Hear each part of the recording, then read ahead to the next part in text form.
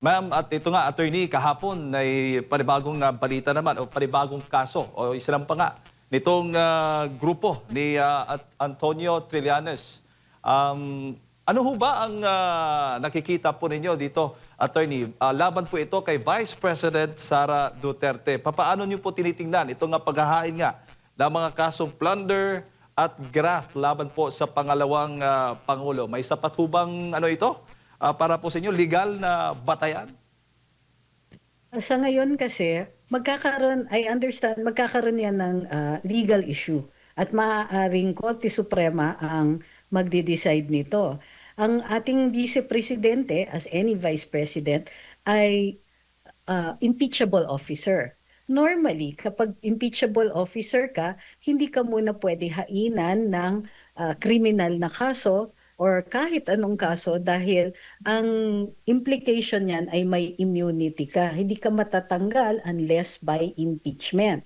So kung ang issue o ang pinupuntirya dito sa paghain ng mga kriminal na kaso ay para matanggal siya sa kanyang pwesto o kaya hindi niya magampanan ang kanyang duties bilang vice presidente, primary dyan ay maging handa para kapag wala ng kapasidad o may incompetence ang Pangulo na madispensahan ang kanyang mga duties and obligations, magampanan ang kanyang duties and obligations, then siya po ang mag-take over.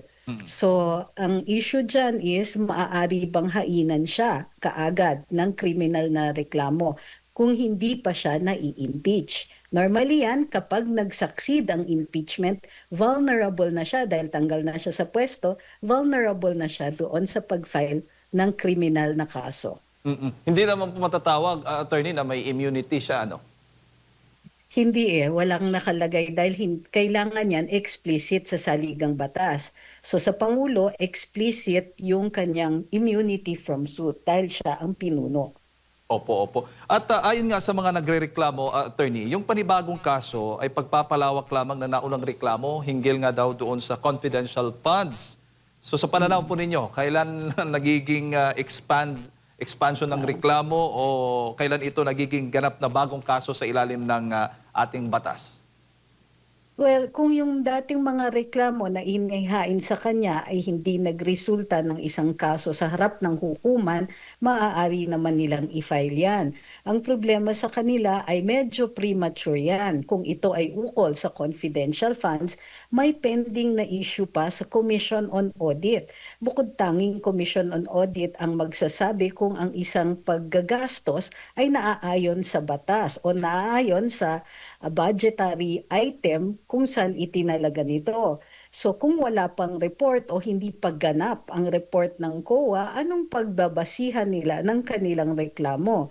So muli, mukhang ito po ay isang pasiklab dahil ito nga po ang dahilan kung bakit hindi siya nahahainan pa ng kaso para dyan sa confidential funds. Na ang issue ay nasa COA pa rin at wala pang desisyon ito. Kung walang desisyon ang COA, may presumption of regularity or presumption na ito ay still nararapat.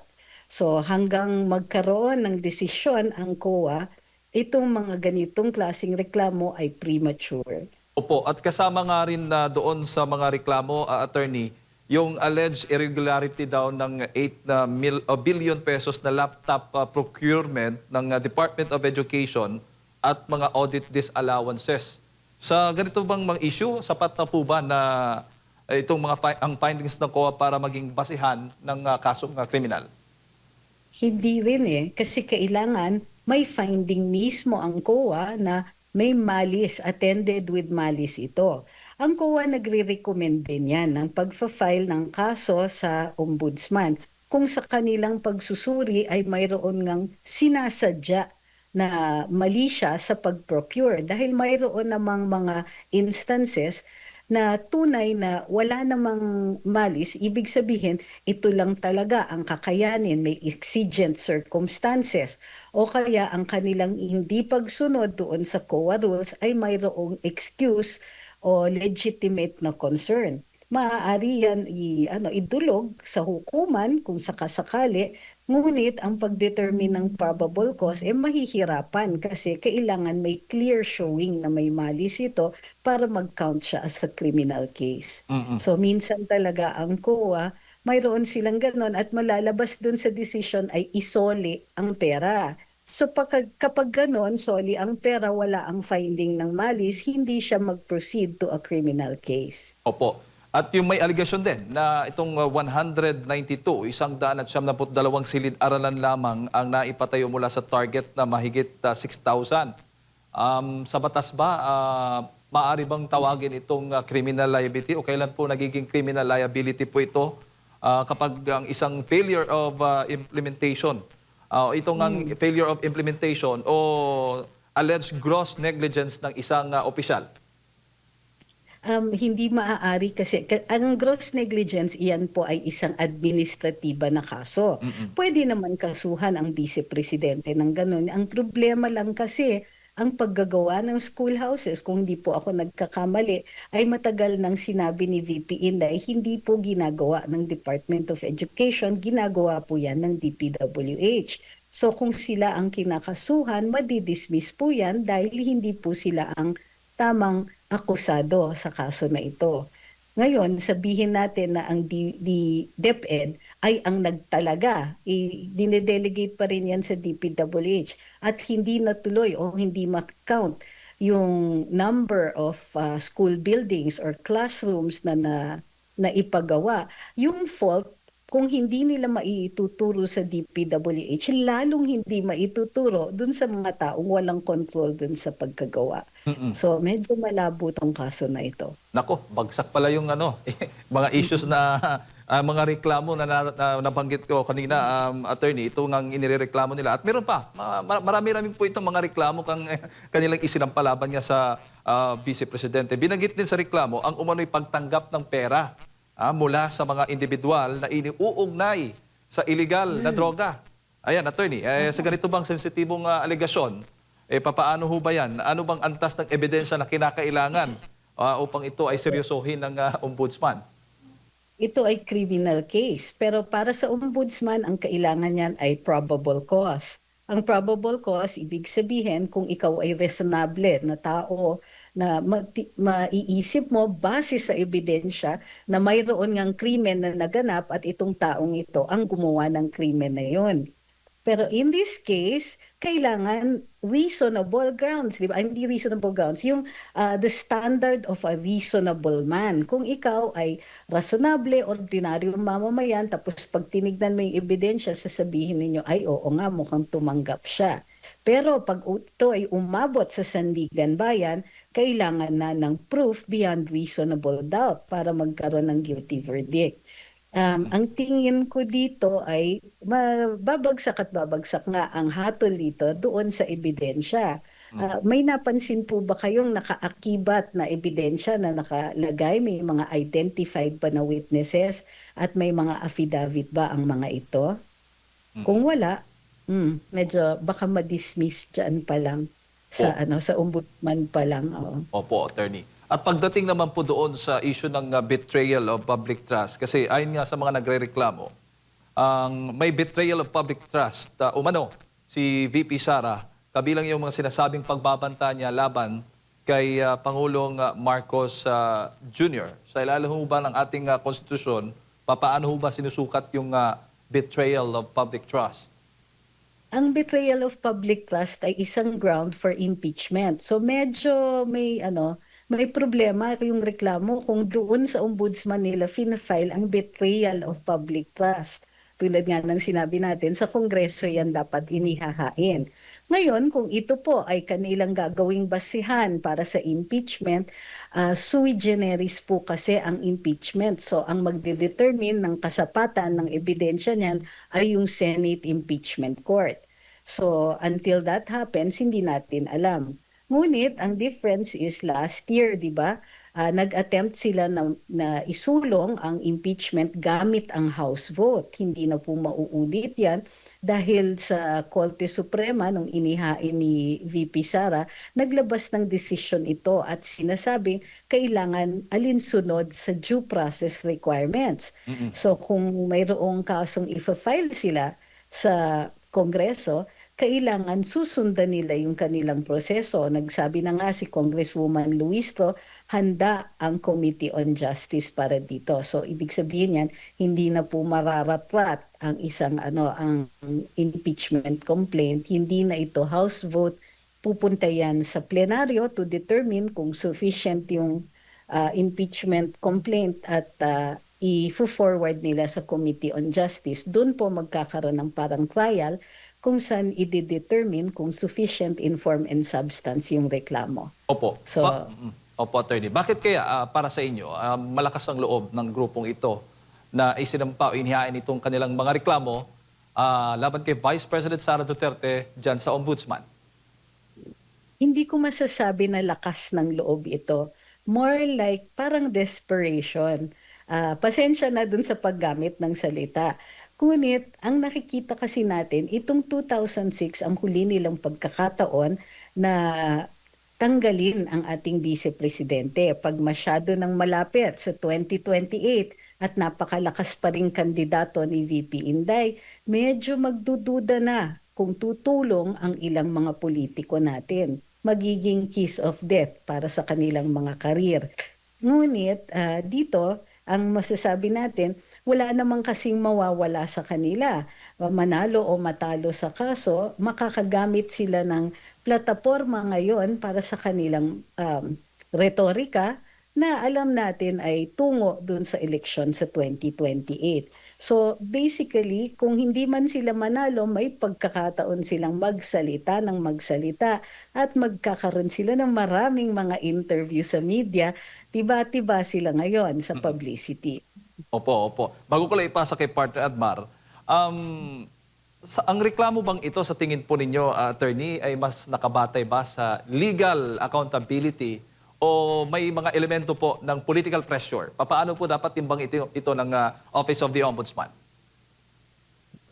Alam nyo, what it all comes down to is evidence. Kung kulang ang ebidensya o hindi pa nga, wala pa nga silang ebidensya ng desisyon ng COA, posibleng sinasayang nila o nag-aaksaya sila ng oras, maituturing ito na pag-aaksaya ng oras ng ombudsman. Kasi natural, kailangan pagtuunan ng pansin, mag-dedicate ng man-hours dito sa kanilang mga investigador. Ngayon, kung ang reklamo ay wala ngang ebidensya at ang kanilang hiling sa ombudsman ay maghanap ng ebidensya, isa pa po yan. So, mas matagal ang mailalaan na oras ng ombudsman maghanap lang ng ebidensya. Pero ang totoo is, ang pinakamalakas na ebidensya dyan ay ang hatol ng COA doon sa paggagastos. At kung may findings dito ng malice o intent to commit a crime. So, absent ng mga yon, kung wala ang mga yan, then kahit anong number of hours ang i-devote ninyo dito sa pag-iimbestiga o dun sa finding ng probable cause, baka ma-frustrate lang talaga sila. Ang sinasayang nila ay oras ng ombudsman. Attorney, magandang umaga, si Admar po ito.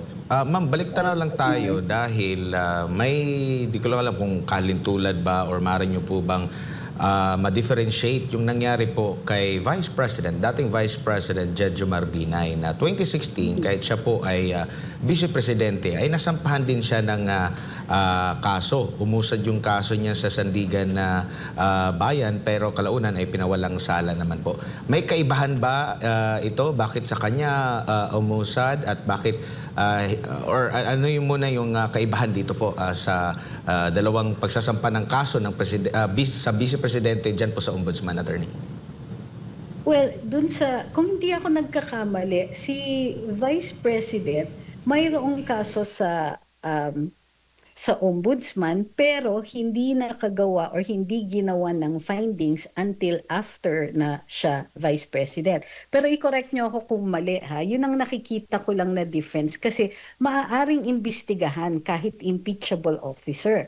Hindi lang pwedeng umusad yung kaso. So kunwari, nagkokolekta o ng ebidensya ang mga law enforcers against an impeachable official, hindi naman po illegal yan. Ang ma-frustrate lang sila pag isinumiti na sila para ilitigate yung kanilang nakuhang ebidensya, hindi po yan isusulong. So in this case, magkakaroon nga yan ng issue. In the case of Vice President Jojo Binay, hindi kasi umabot dun sa punto na ma-question nila yung pag-iimbestiga sa kanya na umabot sa Korte Suprema, hindi yata na idala sa Korte Suprema na kailangan unahin yung impeachment bago yung kanyang pagkakaso sa kriminal. So timing would also have everything to do with it. Or it's also possible na hindi lang talaga na i-claim ni Vice Presidente yung issue na ito. It would have been ripe kung dinala yan sa Korte Suprema para i-decide once and for all ang Vice Presidente ba ay yung pinakakawawang opisyal kasi impeachable na nga pero walang immunity at makakasuhan ng makakasuhan. So that would have been an interesting development sa ating accountability for public officers na batas. Opo. Maaari din ba na magdepende? Kasi doon sa unang pahayag, kasi yun nga rin yung depensa ni VP Binay during that time na impeachable officer siya, hindi siya pwede dito sa ombudsman. Pero meron nabanggit ang ombudsman din dati na ang pinagbasehan kasi dito, yung kanya daw na-commit na pagkakasala ay noong hindi pa siya Vice President. So, maaari bang pagbatayan din yan? Kasi itong kay VP Sara, sinasabi, during sa kanyang tenure as Vice President, as Education Secretary, compared doon sa kay VP Binay na sinasabi na ito naman ay ginawa mo nung hindi ka pa Vice President. Attorney, magdedepende rin ba dyan yung pag-usad ng kaso dyan sa Ombudsman? Well, doon sa desisyon ng Korte Suprema sa kaso ni VP Inday sa impeachment niya last year, ang sabi hindi maaaring i-bring up in an impeachment case ang acts that were committed bago siya naging impeachable officer. So kung yung mga acts ay nilalagay nila doon sa time na mayor siya, sa time na hindi pa siya vice-presidente, hindi yun katanggap-tanggap in an impeachment proceeding. Ngayon, pagdating naman sa ombudsman, currently kasi vice-presidente siya. So it might still be an issue kahit yung mga acts ay committed bago siya naging vice-presidente. So the same argument could still hold. Pero tulad nga ng sinabi ko, ultimately Korte Suprema ang magde-decide kung ito ay papasok dun sa sa pagiging magra-ripen into a case ito kung maaaring maging criminal na kaso itong mga final dahil nga impeachable officer si VP Inday. Hindi pa po rin naliliwanag nga ng Korte Suprema yung issues na yan. Sa tingin niyo po, ma'am, kapag may pag-usad dito sa isinampang kaso, ito ay pangalawang set na ng kaso po kay VP Sara Duterte. If ever po na gumalaw ang ombudsman dito at simulan po yung investigasyon at pinanindigan po natin na hindi pwede dahil nga impeachable officer siya, may paglabag na po ba dyan ang ombudsman? At pwede rin bang hindi na tumugon ang side ni VP Sara dito sa ombudsman kung merong paggalaw na dyan, diretso na sila sa Supreme Court? Hindi. Kailangan mag-acquire muna na may act doon sa Office of the Ombudsman na magsasaad na sila ay taking cognizance of the case. Nang sa gayon, may basihan na si VP Inday na umakyat sa Korte Suprema. Kung wala pa kasing acts ang Ombudsman, wala pa tayong grounds, wala pang dahilan para sabihin na nilabag yung kanyang karapatan. So until that time, hindi pa siya makakaakyat para i-preempt ito. At any rate, yun nga, kailangan din ma-determine ano ba ang kinakaso sa kanya, administrative ba o kriminal. So mas maliwanag kung maumpisahan na nga ang preliminary investigation sa kanya and then maaari na siyang dulog sa Korte Suprema. So pag nag-umpisa na mag-imbestiga ang ombudsman, yun na yung act na yun na pwede nang questionin sa Korte Suprema, Attorney? Yes, yes, pwede na doon. Opo. Lipat tayo dito sa usapin naman po ng impeachment. Nabanggit nyo kanina na once na napunta na yan sa Committee on Justice, kung ano man yung pipiliin nila, hindi na pwede na maghain pa ng panibago. No? Kumbaga yun na yung uusad, ma'am. Pero sino po yung pipili? Kasi halimbawa, ngayon, itong si Attorney De Jesus naghain na ng impeachment complaint at sinasabi ngayong araw din naman, maghahain daw yung makakaliwang grupo ng impeachment din laban kay Pangulong Bongbong Marcos. Sino po yung pipili doon na alin doon ang uusad? I-consolidate ba ito or separate ito? O paano ba yung tama po as per sinasabi po ng Korte Suprema, Attorney? Kung against the same official, in this case, dalawang impeachment complaint against the president, depende yan. Ang sabi ng Korte Suprema, no more than one process. In other words, no more than one impeachment process ang maaari in 1 year. So, in this case, ang mangyayari dyan is, kung ika-count, ang kina-count na proseso ay kapag gumalaw yung reklamo from one office to the other. So normally yan, di ba, umabot sa SecGen goes to the speaker goes to plenary. Maaaring mamili kung saan dyan nag-umpisa ang proseso. So normally yan, dun pa lang sa pag-transfer. Ngayon, base dun sa kaso ni VP Inday, hindi kasi naging maliwanag doon yung pag-refine nung desisyon dun sa kung kailan talaga nag-uumpisa ang impeachment process. So malamang yan is from the plenary to the Committee on Justice kasi yun yung lumang kaso. So pag tinransfer na from the plenary to the Committee on Justice, hindi na siya mako-consolidate. Doon na lang sa doon dapat sa plenaryo ang consolidation. So in this case, kung hindi makahabol sa plenaryo yung panibagong reklamo, wala na.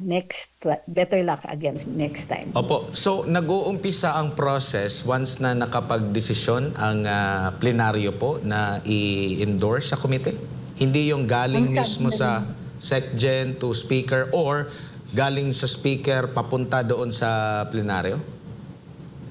Dapat. Pero kasi dun sa kaso ni VP Inday, di ba naipon lahat doon sa tapos nailipat siya doon sa plenaryo. Nauna nga yung... Pero at that time, may pumasok pa na fourth impeachment complaint. Technically, hindi na dapat nakapasok yung fourth impeachment complaint kung susundan natin yung lumang desisyon. So, ang tingin ko dyan, it is from plenary to the Committee on Justice. So, kasi nga, yung lumang kaso, yun yung sinasabi. Nung nag-move siya from plenary to Committee on Justice, nag-umpisa na po yung proseso. Kasi yun na, may impeachment na nangyayari in the House. So, impeachment process na yung nangyayari in the House. So, sa ngayon, hindi pa naman nagta-transfer from plenary to the Committee on Justice, pwede pa at maaaring i-consolidate yan in the plenary. Opo, kasi meron din akong narinig na parang hindi na ata i-consolidate. Kumbaga, ang tanong ko nga doon sa kongresista na yun, kung di ako nagkakamali, partner Jade, yung last time natin nakapanimis ang kongresista, parang pipili sila kung saan doon. Wala na daw atang consolidation. Pero ano po ba yung sa tingin nyo po, ma'am? Dapat po bang mag-consolidate or pipili sila? Kasi kung pipili sila, alam nyo na, may magduda ang ating mga kababayan na alin dito yung hindi uusad, ito yung pipiliin ko na umusad sa para madaling mabasura, attorney. Well, pwede kasi yun Pwede silang mag-determine dun pa lang sa plenaryo na hindi na iaakyat sa Committee on Justice. So may discretion talaga ang plenaryo dyan. So alam niyo na kung anong i-expect pagdating sa ganyan. Although hindi ko nakikita kasi na magkakaroon ng damage dyan.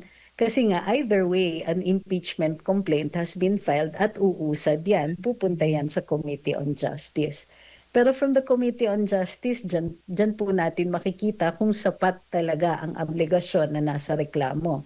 So sa plenaryo, ang determination lang dyan is kung pwede pang tumuloy yan sa Committee on Justice, kung sufficient siya, kung seryoso siya enough for them to consider na, sige, umpisahan natin ang proseso nito. Opo, pero bilang bihasa rin sa komunikasyon na attorney, anong nakikita niyo po? Kasi hindi po ba napag-uusapan before pa yung paghahain muli ng impeachment dito kay Vice President Sara Duterte, pero biglang nagbago.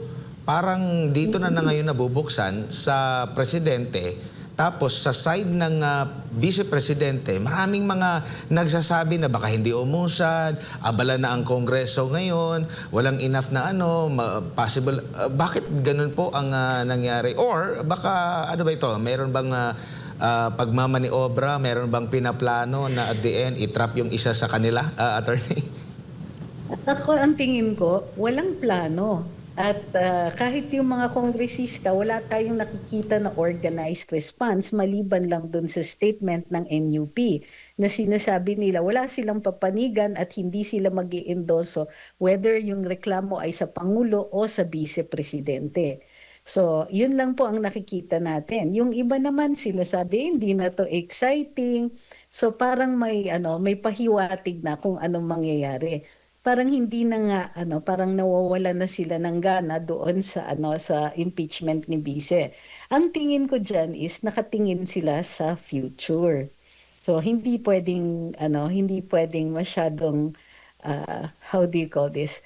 Umariba doon sa ating Vice Presidente, lalong-lalo nakalalabas pa lang ng mga surveys at nakikita na way ahead ang ating Vice Presidente. Ang Pangulo naman ay lame duck. So, hindi ibig sabihin nun na kailangan kailangan pa siyang i-impeach. Kumbaga, since it's late in his term, 2 years to go, would it be worth it pa ba na mag-file ng impeachment sa kanya? Yun ang malamang iniisip ng ating mga kongresista. Kung kaya't ang tingin ko dyan ay parehong hindi yan uusad. Posibleng magkaroon ng isang damakmak na hearings sa Committee on Justice to determine form and substance, pero yan po ay magagamit bilang plataforma para sa publicity for 2028. Yun ang nakikita kong value sa paghain ng ganitong klaseng reklamo. At a time na wala tayong naririnig ng mga kongresista in fact, wala tayong naririnig na nagsasabing dapat i-impeach si either President or Vice President. Wala pong ganun na lumalabas sa Kongreso ngayon, sa House ngayon, unlike last year na maaga pa lang, hindi pa man nangyayari may mga speeches na, may mga pahiwatig tayo dun sa pag-usad ng reklamo. Opo, maliban po sa mga survey recently na umaari ba pa rin ang pangalawang Pangulo, kumbaga consistent yun, noong 2025 elections tsaka yung campaign, maaari bang may epekto din? Kaya nandun na yung pagdadalawang isip din ng mga kongresista na hindi sila ganun ka-vocal. Kasi nakita natin during that time, grabe yung kanilang pagpapaliwanag sa kanilang mga constituents. Dahil kinwestiyon kung bakit sila pumirma. At ipinaliwanag, marami mga videos yun at ipinaliwanag nila na kaya sila pumirma para merong programa para maaprubahan ang programa. So sa tingin nyo po, may malaking impact din yun na nakita nila sa ground na meron pang binu, di ba? Na dinipensahan pa ni Senador Bato de la Rosa kasi yung kanyang sinasabing kabilang din sa mga nagpirma ng impeachment, attorney. Well, I think medyo malaki kasi yung wake-up call ng ating mga mambabatas, matapos na halos lunurin ang kanilang mga constituents sa mga AICs, tupad at iba pang mga forms of assistance na pinagsususpetsahan ng marami ay parang form of legalized vote buying. Kahit ang laki ng pera na naibuho sa kanilang mga distrito at sila po ay kitang-kita in many instances na nadidistribute, pero hindi po ganong katindi ang naging resulta ng eleksyon. Mismong presidente na nagsasabi, disappointed siya dun sa outcome ng eleksyon. Mayroon pang mga iba na hindi natin akalain ay makakapasok sa Magic 12. So, dun pa lang nakikita na natin na alam nila, may iba na meron talagang halong pagsisisi doon sa kanilang ginawa. Ngunit, meron din namang ibang mga kongresista na nagsasabing hindi na sila sasang-ayon sa impeachment, lalong-lalo na kay VP Inday kasi medyo natuto na sila from the last time. Ang sabi kasi sa kanila, di ba, kung hindi pipirma, may iban talaga na sinabihan na pag hindi pumirma, walang pera ang kanilang mga distrito. At this point, hindi na po nagmamatter doon sa ilang mga kongresista. Either may pera na sila o alam na nila na mas matindi ang kanilang pag-i-explain kung sakasakaling pumirma uli sila doon sa impeachment. So malaki pong issue yan. Malaki pong, how do you call this, malaki ang latay Opo. sa kanila in the last elections. Attorney, itong ganitong klase ng treatment ngayon dyan sa Kongreso, sintomas ba ito na at nagpapatunay ba ito or senyales ba ito na yung kasalukuyang administrasyon mahina na? At dahil na rin sa kaliwat ka ng issue ngayon na hindi pa ma-resolba, nandun na rin siguro yung takot nila na baka mabalikan talaga sila at alam nila na malakas ang pangalawang Pangulo. Kaya ganito yung treatment nila sa impeachment, posibleng impeachment kay VP Sara. Actually, hindi ko masasabing mahina na ang administrasyon ngayon kasi dati pa silang mahina. Isipin ninyo, kung mayroong political will yan, iba yung magiging strategiya nila. Ang strategiya nila is to go after the Dutertes kasi sila yung malakas for 2028. So isipin ninyo na in the past how many years, yun lang po ang ginagawa nila. Hindi nagbubuhos ng energy at saka pondo doon sa pagpapaigi ng buhay ng ordinaryong mamamayan. Wala tayong nakitang tunay o seryosong push sa pagpapababa ng presyo ng pagkain, sa pagpapaayos ng ating standard of living. Doon pa lang po may problema na kaagad. So nakikita natin na mahina sila kasi ang tingin nila, ang pinakamalaking problema nila ay yung kalaban nila for 2028. Hindi nila nakita na kapag inayos man lang nila itong current na standard of living natin, current na state of infrastructure, education, healthcare, agriculture, kung yan ang inayos nila, hindi na sila makikipagsapalaran sa 2028. Dahil mahina nga sila pati sa paggagawa ng strategiya at sa control sa sarili nilang tao. Yung kahinaan ng control, yan po yung naging nagresulta sa maraming corruption issues ng administrasyon ngayon. So ang masasabi ko dito is mahina sila from the start, mahina mag-strategize, mahina ang tunay na lakas kasi kailangan nila ng pera para bumili ng, to make it appear na mayroon silang ibibigay doon sa mga constituents. And in the end, mahina lahat. Pati yung kakayahan nila. Ngayon lang nga ako nakakita ng Pangulo in a long time na hindi niya tunay na hawak ang Senado. So kailangan magkaroon ng mga issues tungkol sa mga karapatan natin, naghuhuli at nagfa-file kaliwat kanan ng sedition, inciting to sedition, kasi hindi nila mapatahimik ang kanilang mga kritiko. Ang dami naman kasi maikikriticize.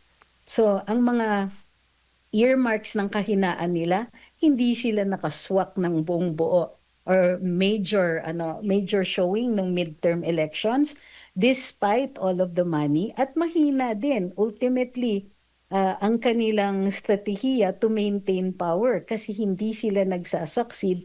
At yung pagbababa ng ratings, ng trust and approval ratings ng Pangulo ay sinyales na wala na talagang nagsiseryoso sa kanya, and this has been the case from the start.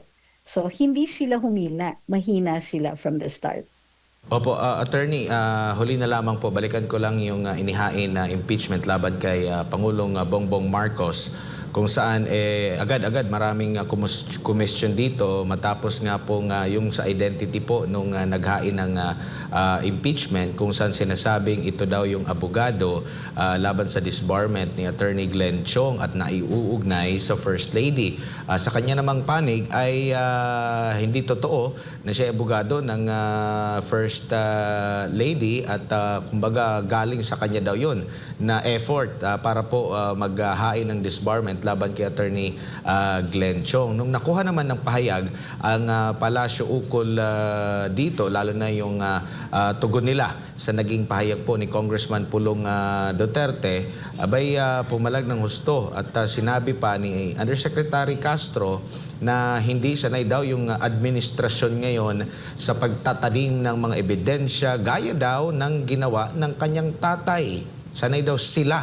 Gumamit pa, hindi lang tatay, ginamitan pa niya ng salitang sila. So ibig sabihin, marami sila or mga Duterte ba na nagtatanim. Itong ganitong klase po ng pagtugon po, mas lalo po bang nakakasama din sa imahe lalo nila, Attorney?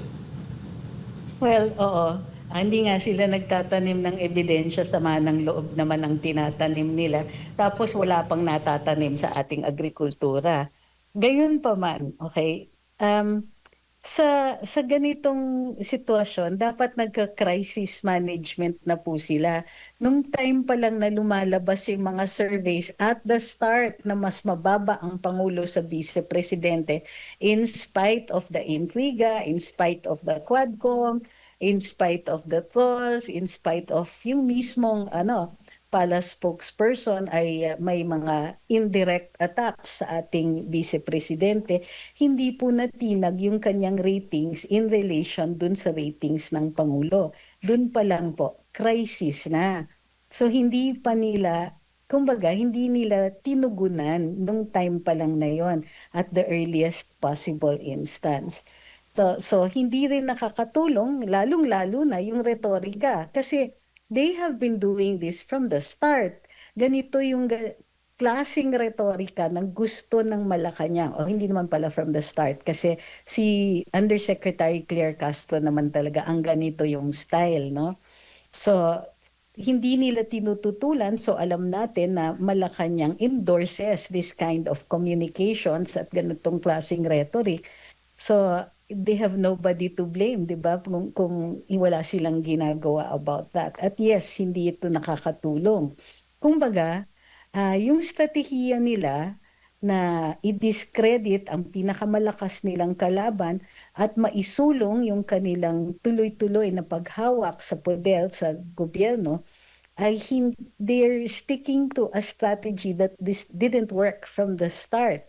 Pero tinutuloy pa rin nila. Hindi ko sigurado kung bakit ayaw nilang magbago, no? Hindi sila nag-a-adapt doon base doon sa data na nakukuha nila. Tinutuloy pa rin, kumbaga. And I think this also reflects the leadership. Kumbaga, yung insistence ba, yung personality ng leadership ay nare-reflect sa kanilang strategiya. So sila yung type na in denial pa hanggang ngayon na hindi nag-work yung kanilang strategies, kung kaya't in spite of the data, in spite of the feedback, tinutuloy pa rin nila. So nothing in fact in their arsenal right now has worked, pero yun pa rin ang ginagamit nila. So, Opo. sad but true. Attorney, huling issue na lamang, kung okay lang po, Attorney. Dito lang po sa Okay lang, investigasyon okay lang. ng Senate Blue Ribbon Committee patungkol nga po dito sa flood control anomaly. Ano naman po ang tingin po ninyo dito sa ang dating ho ba sa inyo, mas lumilinaw ba o mas lumalabo? Ano bang direksyon nakikita po ninyo? Dalawa yung nakikita ko niyan impatient na ang mga tao sa sa ginagawang mga inquiries, hindi nakikita talaga yung big fish. Kumbaga, hindi na satisfied ang mga nanonood sa progress ng inquiry, lalong-lalo na dito sa Senate Blue Ribbon. May dalawang major issues akong nakikita dito, yung sa Witness Protection Program na tinalakay ni Senator Marcoleta, na sinasabi niya na illegal yung ginagawa ng DOJ na nagpapasoli ng pera kasi nagmumukhang right under our noses, right under the investigation doon sa mga anomalya sa flood control, parang may yung impression ng mga nanonood ay mayroon pang ibang anomalya na nagiging bunga naman ng investigasyon. So I think dapat asikasuhin nila yung issue na yon. Of course, yung pangalawa ay yung minority report. Na unang maglabas ng report ang minority dito sa Senado with about 6 senators yata ang pumirma. At imbis na seryosohin ng liderato ng Blue Ribbon Committee o ng Senate President ang nilalaman ng naturang report, ay nagalit sila na bakit daw may minority report when such a document does not exist dun sa characterization ng documents na isinusumite dito sa Senado. Imbis na pag-usapan yung mga tinutukoy ng nasa minority report na sinasabi namang may basehan, nagalit sila na may minority report to begin with. So nakikita natin na kaya nawawala ng gana ang mga tao dito sa inquiry ay dahil nakikita nila na ang tinutukoy ay things na hindi talaga pinag-iinteresan na. Things like natutukoy lang ay hindi yung taong yung mga really powerful people na mas malaki yung possibility na kasangkot sila kahit man lang ba for gross negligence. So, and of course, meron pang issues like kapag mayroong bumubungad na issue, mas nakikita pa nila yung di umanong pag-iiwas sa mga issue na ito. Imbis na diretsong itukoy. Ang tagal ngang nawala ni Secretary Bunoan Tapos ngayon bihasang-bihasa na sa kanyang pagsasagot. So, yung mga ganitong mga detalye, they really turn people off. So, kung hindi sila titigil sa kanilang already failing strategy, well, hindi na po magiging credible kahit ano pa yung maging outcome niyan. So, kasi batay doon sa minority report, attorney, binanggit po doon ng pangalan ni Speaker, dating Speaker Martin Romualdez at Zaldico at iba pang mga personality. So, para maging credible, tulad ng nabanggit mo, dapat itong mga individual na ito ang ipatawag ng Senate Blue Ribbon Committee kaugnay nga dito sa flood control anomaly.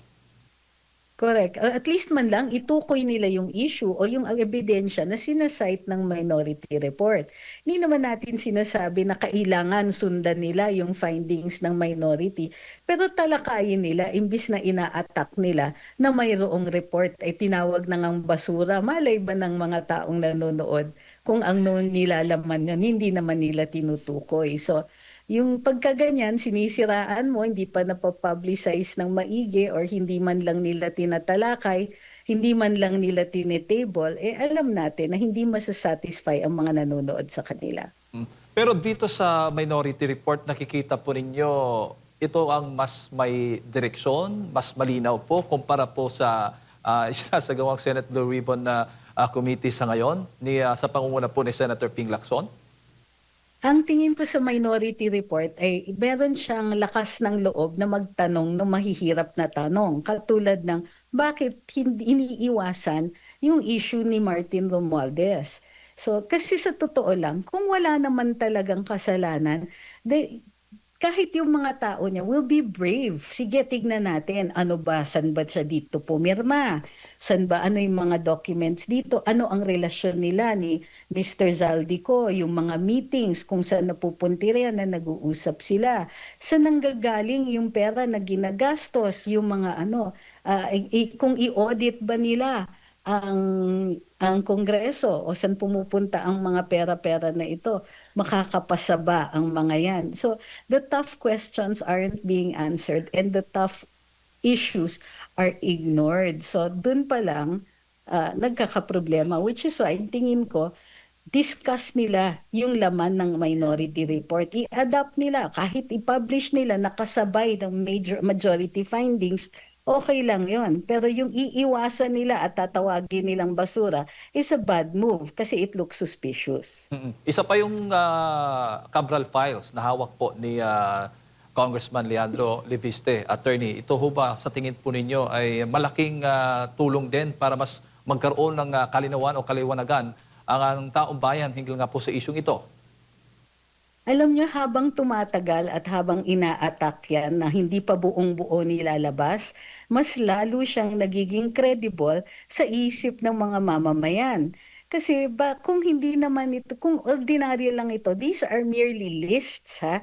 Listahan ito ng mga, well, of course, yung mga insertions, pag binasa mo, makikita mo kung ano yung mga most likely na naging insertions dyan, yung mga reconsideration ng NEP na tinatawag dyan, makikita ninyo mas magiging maliwanag yung mga transaksyon dito ukol sa mga infrastructure projects na sinasabi nating graft ridden. So the longer ini-extend yung drama, the less credible yung mga taong gustong magtago at lalong nagiging credible yung mga listahan, yung Cabral documents. Kung sa akin, magaling si Congressman Leviste, hindi niya nilabas yan lahat. So dahil striptease at tuloy-tuloy yung mga kritiko na mayroong something, may possibility na mayroon silang tinatago, ay sila po ang nag-lend ng credibility dito sa Cabral Files. Sa halip nga na imbestigahan dyan sa Kamara itong flood control anomaly, attorney, may mga balitang mas uunahin pa ate itong si Congressman Leandro Leviste sa kanyang mga kumpanya sa solar power. Ano naman po ang tingin po ninyo na doon po parang lilihis ang issue? Inuna nga nila yung suspension ni Kiko Barsaga, di ba? Dalawa silang inuuna nila dyan. But confident kasi naman sina Kong Leviste, so hindi talaga worried rin yung mga tao. Pero oo, glaring na they don't like critics. Yung mga hindi sumusunod dun sa communications o dun sa mga sinasabi ng mayorya dyan sa Kongreso, kapag ikaw ay lumihis, well, nagkakaroon ng penalty. So nakita naman natin, however, yung ginawa kay Congressman Teves, di ba? Ang maganda dito is hindi nila nagagawa yung ganong klaseng moves na ginamit nila kay Kong Teves dito kay Kong Kiko at saka kay Congressman Leviste. Mas nag-iingat sila kasi too close to 2028 plus itong dalawang Gen Zers natin na kongresista, tapos i-count nyo pa si Congressman Eli San Fernando, maganda yung showing nila. So it's not going to be easy to attack the popularity, the very popular congressman kasi ang dami ng explanation. So again, like I said, yung strategy nila, hindi sila lumilihis eh. Very aggressive, very negative, hindi na siya nag-work pero tinutuloy pa rin nila. Ginagawa nilang casualties yung mga dalawang kongresista pero it is the impressions are going against the majority congressmen. Opo. Pero sa nakikita po ninyo dito kay Congressman Leandro Leviste, attorney, batay po sa inyong pag-aaral, pagmamonitor, meron po ba kayong nakikitang conflict of interest sa kanya? I mean, sa kumpanya at ngayon bilang isang kongresista kasi parang ang linya kasi, ang direksyon ng ginagawang pag-target sa kanya, mapatanggal siya dahil nga congressman siya, may kumpanya pa siyang may involvement o may kontrata sa mga gobyerno. Parang ganun po ang pinapalabas, attorney. Sa inyo po nga pananaw, tingin po dito. Ang tingin ko, he's too smart to have overlooked that. At matagal na niyang sinasabi, maaga pa lang nung sinasabi na bakit may prangkisa siya o bakit siya nagbenta ng prangkisa nang walang pahintulot dun sa Kongreso. So sure na sure ako at magaling din kasi si Kong Leviste, hindi niya nilalabas kaagad eh. Even if, kung ako yan, very tempting yan na ilabas niya yung kanyang exonerating circumstance o kung yung final answer kung bakit hindi siya kailangan magpaalam o bakit hindi papasok na may conflict of interest dito. Hindi niya fully ini-explain ang nakikita ko dito. So iniintay nila. Naiintindihan niya yung importance ng timing. So para sa akin, considering na ang laki ng hawak niya, billion peso company, very complicated yung corporate maneuvers dito, pero 'di ba, at such a young age na handle niya yan. Questions about the appropriateness of the disposal ay sisiw na yan para sa kanyang sagutin. Opo. Attorney, huli na lang, kung ang depensa ng Malacanang, ng palasyo mismo ng Pangulong Bongbong Marcos Jr. ay yung pag-atake or pagbanat doon sa mga kritiko nila, sa tingin mo, magiging epektibo pa yan? Yung tiwala ng taong bayan ay tataas pa? Kung ganun po yung strategy, kumbaga, ang ginagawa po nila kapag may mga kritiko pong pumupuna nga doon sa kanilang mga ginagawa, iba yung inaatake, kinakasuhan, at iba pa na nakikita natin ngayon? So ang nakikita ko is hindi siya nag-work. Halimbawa, recently si Jimmy Bondoc, sumagot siya dun sa inciting to sedition and sedition sa kanya. Si Kong Kiko, kasabay ko sa isang kaso ng Dasmariñas homeowners, hindi naman po siya natitigil. May matindi siyang mga libel cases, of course, kakasuhan siya ng NUP, pero hindi naman po siya natitinag. So, at bukod dyan, hindi po kumukonte o hindi po humihinahon yung admiration o yung suporta ng publiko para sa mga nakikita nating nagiging binivictimize, kumbaga, for simply speaking out. So, yung mga kritiko actually na i-empower, the more cases are being filed. So, kasi nga, medyo may social media, mahirap i-suppress yung nagiging reaction at yung mismong saloobin ng mga taong kinakasuhan. So, ang tingin ko dito, kuha ito from the Marcos Sr. playbook pero executed by a weaker Marcos. Alright, Attorney. Siguro huling mensahe na lang po ninyo para sa lahat ng ating mga kababayan nanonood po sa mga oras na ito. So, well, ang masasabi ko lang pa sa ating mga kababayan, bilog po ang mundo. Hindi po ang problema, hindi po forever. At kahit anong mangyari, may lutas at may lunas ang lahat ng ating pagdadaanan. Konting pasensya na lang, makikita na ang bukang liwayway. Maraming salamat sa inyong pagmamahal sa ating bayan. Tuloy-tuloy lang tayo. Kapit lang hanggang dulo. Thank you po, Attorney, sa inyong pong oras at sa pagbibigay po ng impormasyon at mabuhay po kayo. Sa ulitin po, Attorney. Ayun po. Salamat, kayo din. Yan po mga kababayan, si Attorney Trixie Cruz Angeles, dati pong press secretary at napag-usapan nga natin itong bagong kaso o isinampang kaso laban dito kay Vice President Sara Duterte, yung impeachment complaint laban naman kay Pangulong Bongbong Marcos Jr. at itong investigasyon ng Senado sa nagpapatuloy na flood control issue ang ating natalakay po ngayong umaga.